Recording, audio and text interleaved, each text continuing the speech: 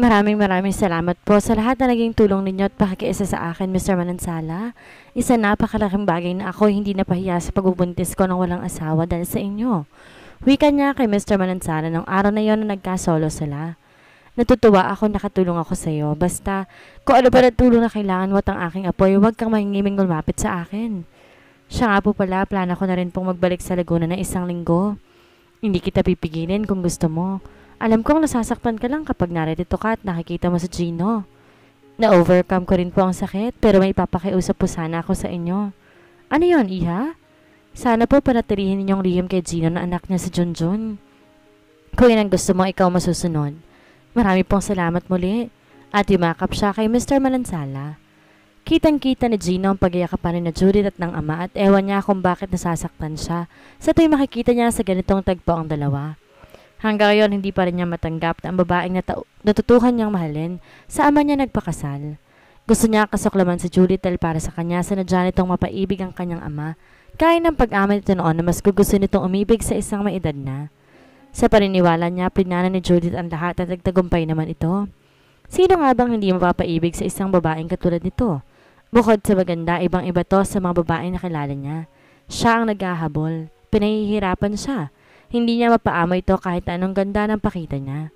Desidido siyang ligawan to para patunayan ang katapatan ng kanyang hangarin subalit nagkataon naman na destino siya sa Cebu. Hindi niya inaasahan na sa pagbabalik niya may bubulaga pala sa kanyang isang masakit na katotohanan tungkol sa relasyon nito at ng kanyang ama. Habang sinasabi ng isip niya na isang walang kwentang babae si Judith, lalo naman lumalaki ang puwang na inookupan nito sa kanyang puso. Dumating ang takdang araw ng pagbabalik ni na Judith sa Laguna. Nag-iiyakan ng mga katulong ng mamaalam siya. Napamahal na rin siya sa mga ito. Wika pa ng pinakamayordoma ngayon nang ulit nagkaroon ng isang reyna sa tahanan ng mga Manansala. Ma'am, dalasan naman ninyong dalaw sa inyo ni Junjun dito ha? Anito habang umaasiste sa pag-iimpake ng mga gamit nila ng baby. Hayaan ninyo basta may oras kami, sisipot kami ni Junjun dito. Nasa garden ng mga sandaling iyon si Gino, wari ayaw nitong marinig ang pagpapaalam niya. Matapos ibigay kay Remy ang sanggol, nilabas niya si Gino na noon, nakasandal sa isang puno at tila kay layo-layo ng tingin at iniisip. Gino? Tawag pansin niya rito. Malungkot ang mukhang nalingon siya ng binata. Talaga bang hindi na kayo magpapapigil na mag-ina? Tanong agad niya. Umiling siya, sabay laglagan ng mga luha. Nilapitan siya ni Gino at pinahid ng mga luha na umaagos sa kanyang pisngi. Pagkaway bigla siya niyakap na mahigpit. Hindi niya malayang malaman kung ano ang gustong ipaabot na damdamin ni Gino ng mga salitang iyon. Kung susundin niya ang puso, marahil ay gaganti siya ng yakap. Sa lalaki at maaaring buksan na niya ang kanyang dibdib para sabing mahal na mahal niya ito. Ngunit hindi niya nagagawang patapak na muli sa lalaking ito matapos deadmahin lang nito lahat na naganap sa kanila. Bago pa siya tuluyang bumigay, ay tinulak na siya ni Gino. Kinuha si Junjun buhat sa nurse si Remy at dire-diretso na sumakay sa naghihintay na sasakyan na maghahatid sa kanila ni Junjun sa Laguna. Naiwan si Gino na nakalarawan sa muka ang hindi maitagong pagkabigo. Sana kahit na masakit, naririto si Judith at si Junjun. Yun ang lihim na asam ng puso ni Gino habang nakaupo sa bar at nilulunod ang sarili sa alak. Higit palang malungkot ang tuloy ang mawala ang presensya ng mag-inang iyon sa mansyon nilang ito. Hindi inaasahan ni Gino darating sa kanyang buhay ang ganitong klase ng pagsubok na siya isang lalaking hinahabol ng mga babae at ginagawang laruan lang sa kanyang mga kamay ay mapapaiyak na isa ring babae. Sa katauhan ni Judith, hindi niya maintindihan ng kanyang sarili kung bakit magpahanggang ngayon. Hindi pa rin mawaglit-waglit sa kanyang isipan ang babaeng iyon. Alam niya kasalanan na ipagpatuloy pa ang pag-ibig niya sa babaeng iyon dahil napangasawa niya ng kanyang papa, subalit paano niya pipigilan ang kanyang puso? Bawat sakit na nararamdaman niya ng mga sandaling iyon, tinapatan niya ng alak. Sunod-sunod na tungga ang ginawa niya. Hanggang sa malango siya at sumabsob sa bar. Gino, iho? Tawag pansin ni Mr. Manansala sa anak na datnang gupong-gupo sa kalasingan. Inalalayan nito makaupo ang anak sa sofa. Pa, ikaw ba yan? Groging tanong na Gino na makilala ang matanda. Ako nga, bakit ka naglalasing? Worried pang tanong nito. Pa, sorry, may kasalanan kasi ako sa'yo eh. Kasi mahal ko ang asawa mo, mali yun, diba? At tumalakak siya. Akala ko makakalimutan ko siya pero hindi pala. Masakit ang ginawa niya kasi sa'yo siya nagpakasal. Dapat ay sa akin. Napansin ni Mr. Manansala nang ngingilid ang luha ng anak. Mahiga ka sa sofa at pupunasan ka ng tubig na mainit kay Aling Simang. Pa, sorry. Sorry, mahal ko si Judith. Mahal ko siya. Wala sa sariling bigkas sa Gino. Ang matinding kalasingan na nagbunsod para masabi niya ang tuloy na nila naman ng dibdib at labis na kinatawa ay ni Mr. Manansala. Mataas na ang araw na magising si Gino at nagulat pa siya nang mamalayang sa sofa pala siya nakatulog. Pagbangon niya hindi niya akalaing mabubuglawan ng ama na nakaupo sa isang sofa at wari sadyang hinihintay na magising siya. Wala ka na bang hangover? Talong agad nito. Sorry pa, nalasing yata ako kagabi. Kaya nga hinintay ko mawala ang kalasingan mo dahil gusto kita makausap ng masinsinan. Tungkol saan? Kay Judith. Napaunat siya sa upuan. Bakit po? Wala ka bang maalalang kasalanang nagawa sa kanya? Kasalanan? Anong klaseng kasalanan? Gulat na gulat siya. Nung ispagsama mo ang ilang kliyente mo sa Villa Susana at nagpaiwan ka roon, wala ka bang natatanda ang ginawa kay Judith? Napakurot ang noon niya. Napabalik sa alaala ang pagkalasing at ang panggigising niya sa kanyang hotel room bukas, ang zipper ng kanyang pantalon. May nakita rin siyang brownish stain sa kanyang underwear at hanggang ngayon pala isipan sa kanya. Anong dahilan nun? Dapat nga itatanong niya kay Judith noon kung may tao bang pumasok sa hotel room. Definitely meron dahil hindi siya makakarating sa kwartong yon kung walang nagdala sa kanya.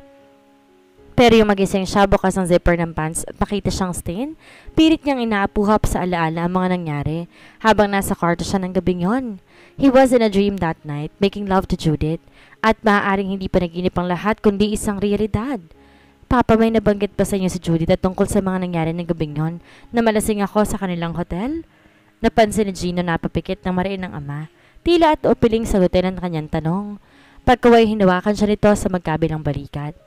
Bago ko sagutin ang tanong mo, ibig kong sagutin mo na matapat ang itatanong ko sa iyo. Kagabi habang lasing na lasing ka, nagsasorry ka sa akin dahil sabi mo mahal na mahal mo si Judith. Totoo ba yon? Tumango siya. Patawanin mo ako, Papa. Alam kong mali pero mahal na mahal ko po siya.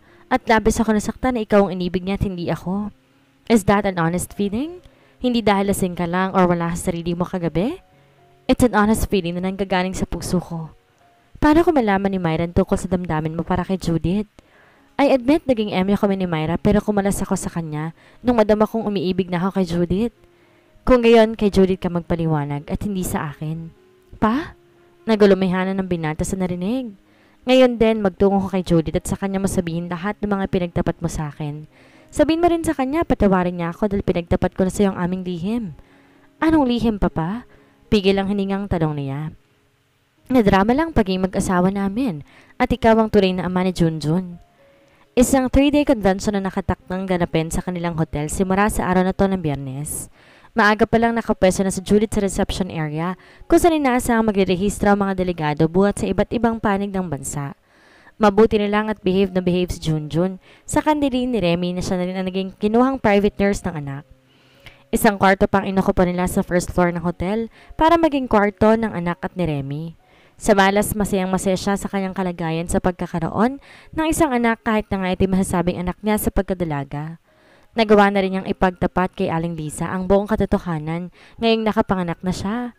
Naiintindihan naman siya ng ina at di may kakaila. Tuwang-tuwa ito sa pagkakaroon ng apo. Tunay at peace na siya kahit na nalulungkot din siya na hindi sila magkikita ni Gino. Si Gino na magpahanggang ngayon iniisip pa rin niya. Hanggang ngayon siya pa rin ang umuukupa sa malaking bahagi ng kanyang puso. Marahil hindi na magkakaroon ng puwang ibang lalaki sa pusong iyon na nilaan lamang niya para kay Gino. Nakakalungkot isipin na hindi siya mahal na lalaking natutunan niyang mahalin, subalit malaking pagpapala para sa kanya na may iniwan tong alaala sa kanya sa katauhan ni Junjun. Bandang 10:00 ng umaga nagsimulang dumagsa ang mga delikado, kaya kailangan magdagdag siya ng tao sa reception area. Lubhang naging abala sila ng araw na yon hanggang sa gumabi dahil patuloy na nagdadatingan pa rin ang ilang mga delegado na nanggagaling pa sa parteng Visayas at Mindanao. Natuwa siya na magsara ng registration dahil magkakaroon na siya ng pagkakataon na makarga ang anak. Nang gabing yon gising na gising ang bata at mukhang walang planong matulog. Kasi maghapong natulog yun kanina, ma'am. Wika ni Remy. Kaya pala, ang daya naman ng batang to, hindi yata ako patutulugin. Kapansin-pansin ang kasiglahan ng bata kaya nilabas niya ng kwarto at nilala sa lobby. Makatawag pansin naman to sa mga ito dahil likas na cute at gwapo ang bata.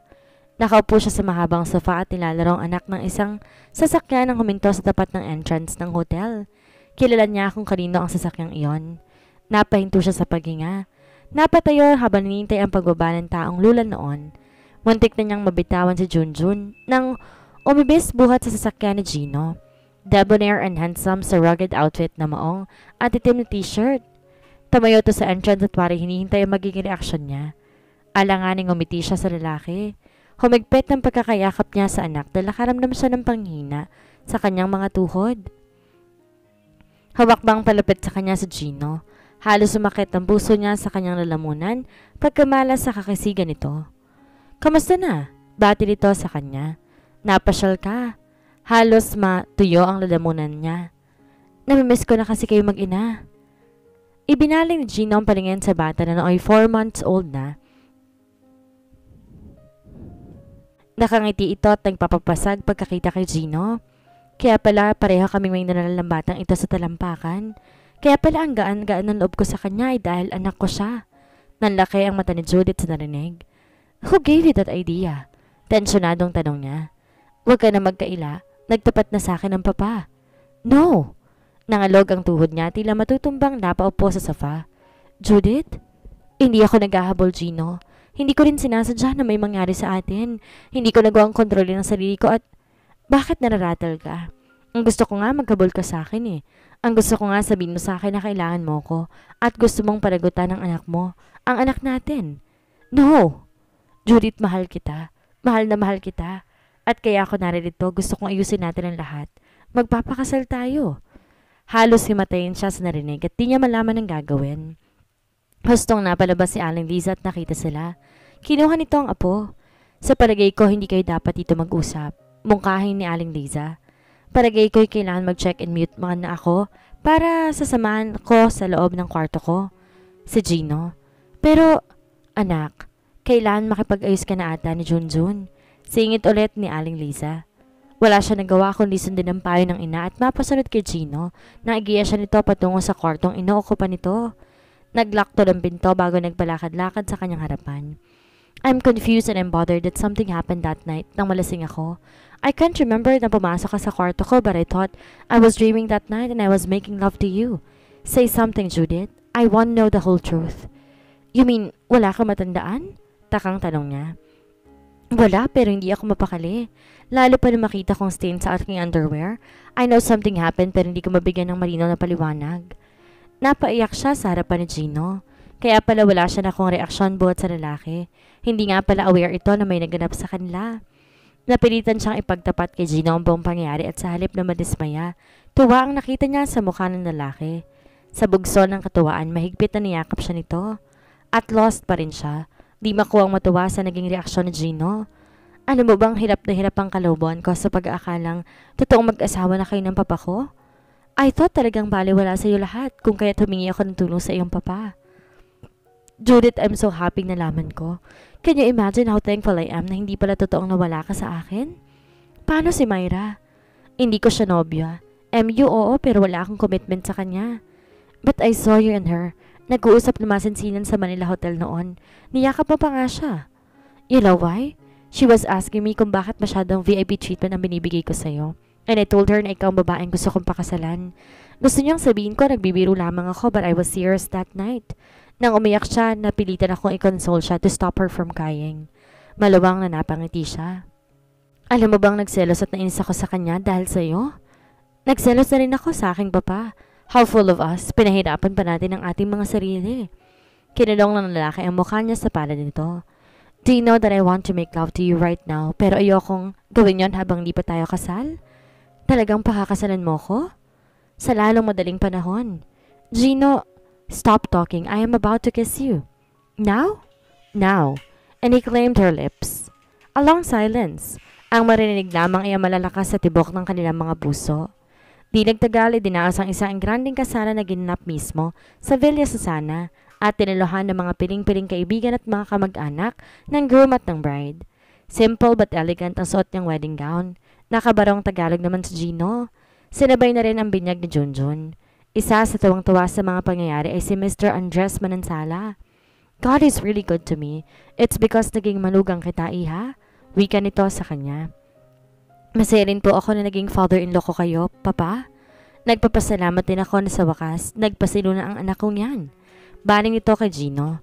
At utang na loob ko sa inyong lahat, Papa. Kung hindi kayo nagpunta sa hotel na ito, hindi ko makikilala ang aking bride. All eyes sa kanya sa Gino habang nag-iistima sila ng mga bisitang sumaksi sa kasalang iyon. It was almost a whole day affair at pagod na sila nang matapos ang okasyon. Alam mo, sweetheart, I am so lucky to have you. Wika sa kanya ni Gino nang papasok na sila sa isang room ng Villa Susana for their honeymoon. Bakit? Kasi may-ari ka ng isang hotel. Hindi na problema ang pag-check-in para sa ating honeymoon. Oh, I'm sorry to tell you that we always implement house rules in this hotel. Nakangiting biro niya sa asawa. Anong house rules ang tinutukoy mo? No free hotel accommodations to relatives and friends. Even to husbands? Even to husbands. Kaya paglabas natin dito, babayaran mong bill natin. Ganun? Pinungko siya ni Gino papasok sa kwarto at pasipang sinara ang pinto. It doesn't matter how much will it cost me for this night and the succeeding nights. Masuyong wika sa kanya ng kabiyak. Inihiga siya ng lalaki sa kama. Pagkatapos pinatay nito ang ilaw. Then he looked at her. Bakit tinitingnan mo ko ng ganyan? Pilang kinalabit niya ang lips nito. I just want to be sure that you are real at hindi ako nananaginip lang. My master, she said. Kinuha niyang kamay ni Gino at tinala sa kanyang mga labi. Touch me, utos nito. Humaplos ang daliri niya sa mga labi ng kabiyak. I love you. Bulong ni Gino at maalab na hinalikan siya. Nakapikit, masuyong gumante ng halik kay Gino sa Judith. Dito na po nagtatapos ang kwento ng pag-ibig ni Gino at Judith. Sana po'y nakapagbigay ako ng kilig at inspirasyon sa inyo. Muli po maraming salamat at sana po muli niyo akong suportahan sa panibagong kwentong ibabahagi ko. God bless everyone.